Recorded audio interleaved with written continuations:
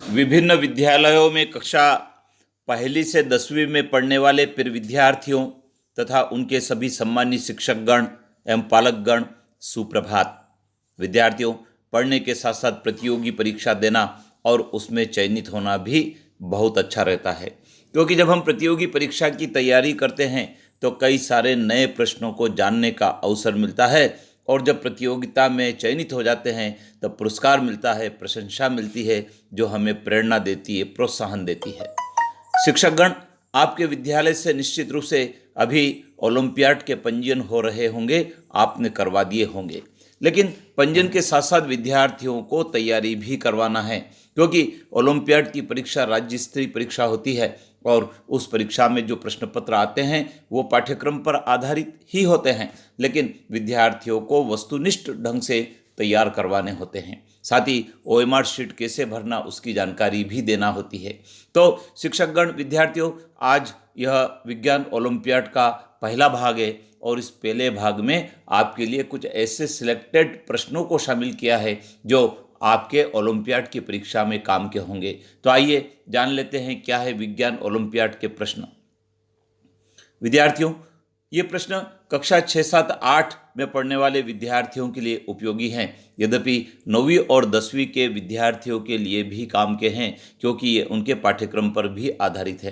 तो आइए जान लेते हैं कौन कौन से प्रश्न हैं। लेकिन शिक्षकगण, आपसे अनुरोध करना चाहेंगे कि आपके विद्यालय में टैबलेट है, आपके विद्यालय में यदि टीवी है, आपके विद्यालय में नेट कनेक्शन है, तो आप निश्चित ही अपनी कक्षा में विद्यार्थियों को इस वीडियो को जरूर सुनाएं, जिससे कि उन्हें प्रश्न याद भी होंगे और परीक्षा में वे चयनित भी होंगे।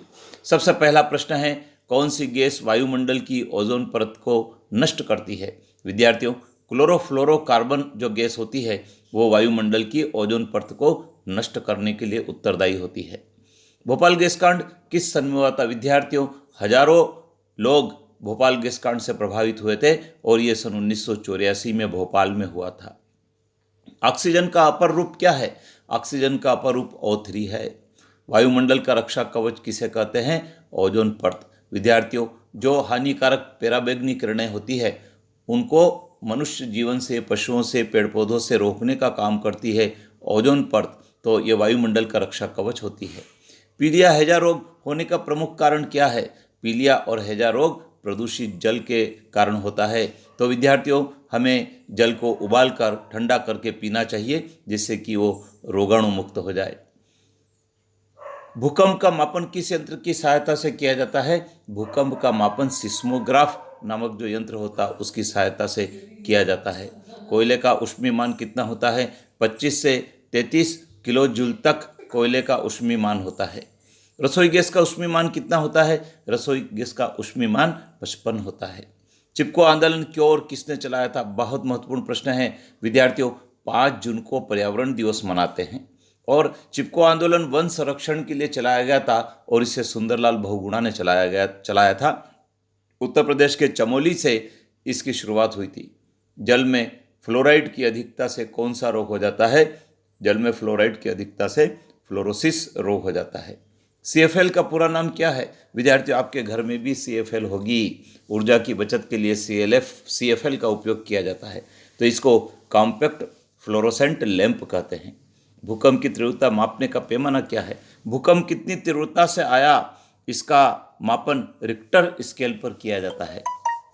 और एयर कंडीशनर में कौन सी रासायनिक गैस का उपयोग किया जाता है? इसमें क्लोरोफ्लोरोकार्बन का उपयोग किया जाता है। तो जो क्लोरोफ्लोरोकार्बन गैस है विद्यार्थियों, ये गैस हमारे वायुमंडल की ओजोन परत को नष्ट भी करती है। तो फ्रिज में, एयर कंडीशनर में क्लोरोफ्लोरोकार्बन गैस का ही उपयोग किया जाता है। तो विद्यार्थियों, 13 प्रश्न थे। आप इसको बार बार सुने, कॉपी में नोट कर लें और इनको स्थायी रूप से अपने पास रखें, क्योंकि कई सारी परीक्षाओं में ये काम के हैं, न केवल आपकी स्कूल की परीक्षा में बल्कि कई प्रतियोगी परीक्षा में भी काम के हैं। तो घरों में जो बड़े भाई बहन हैं वे भी इस प्रकार के वीडियो को सुनेंगे तो उनके काम के होंगे। चैनल पर बने रहें, अधिक से अधिक मित्रों को बताएं और मैं शिक्षक साथियों से भी अनुरोध करूंगा कि अपने विद्यालय के विद्यार्थियों को इस वीडियो को जरूर सुनाएं। जय हिंद।